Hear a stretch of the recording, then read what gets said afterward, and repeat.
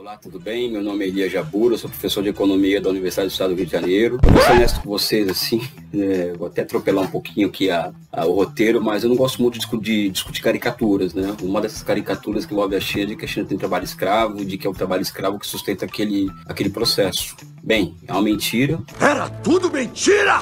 Era. Não, pera. Era tudo mentira. Mais do que isso, a China é o local do mundo dos salários mais crescem, por incrível que possa parecer para você. Vamos falar um pouquinho sobre isso.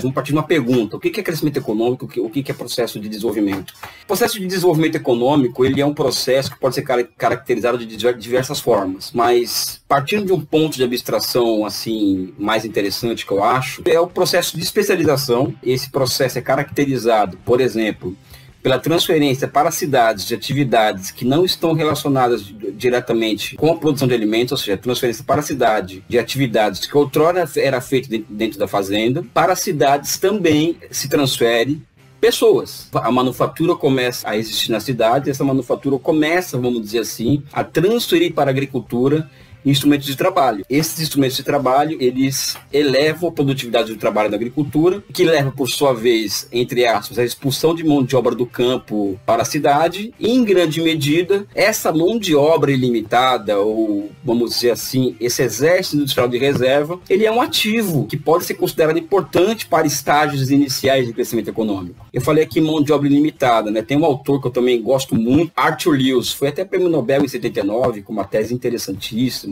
Ele fala justamente do crescimento econômico baseado na oferta ilimitada de mão de obra. E ele coloca que um país pode se beneficiar muito dessa oferta ilimitada de mão de obra, porque isso reduz custos de produção, mas isso chega num ponto em que não rola mais, ou seja, em que rola um chamado turning point lewisiano, ou seja, quando essa vantagem competitiva da mão de obra é quase que ilimitada, deixa de existir, então os salários eles passam a aumentar, vamos dizer assim, de forma intensa, ou seja, não tem mais essa benesse da mão de obra abundante, que achata salário e tal. É verdade que a China se aproveitou disso? Sim.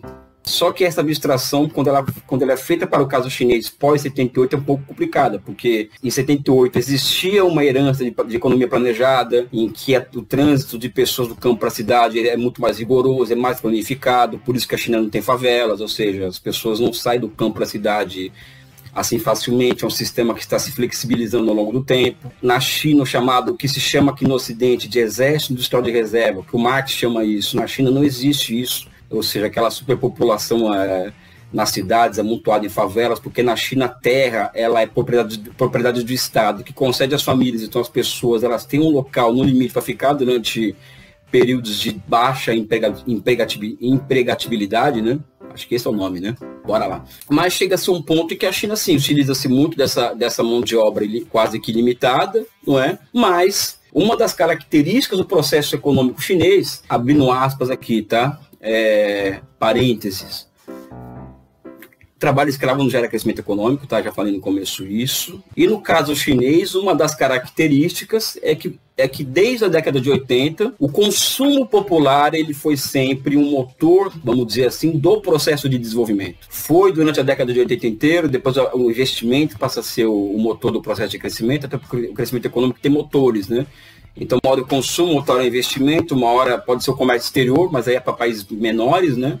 E atualmente a China está em uma vibe, vamos dizer assim, de aumentar a capacidade de consumo da sua população. E aumentar a capacidade de consumo da sua população, basicamente, aumentar salários. Eu fiz um trabalho há um tempo atrás, em que eu estudo essa tendência na China do chamado turning point lewisiano, ou seja, qual que é o momento em que a mão de obra ilimitada, a oferta ilimitada de mão de obra, deixa de ser uma vantagem competitiva na China para se tornar não um entrave ao processo de crescimento, o fim dessa mão de obra, mas um novo motor de crescimento econômico. Esse trabalho eu acabei concluindo que a China já tinha alcançado esse turning point lewisiano, os salários passaram a compor cada vez mais, vamos dizer assim, ter uma participação cada vez maior na composição da riqueza nacional. Aqui vou abrir um outro parêntese também, que o fato, por exemplo, de uma pessoa ganhar $1 na China e o cara, para fazer a mesma coisa nos Estados Unidos, ganhar $10 não quer dizer muita coisa, tá? Até porque, por exemplo, os gastos na China com alimentação chega a 5% dos salários, com transporte é 1,2% do salário, enquanto que nos Estados Unidos os gastos com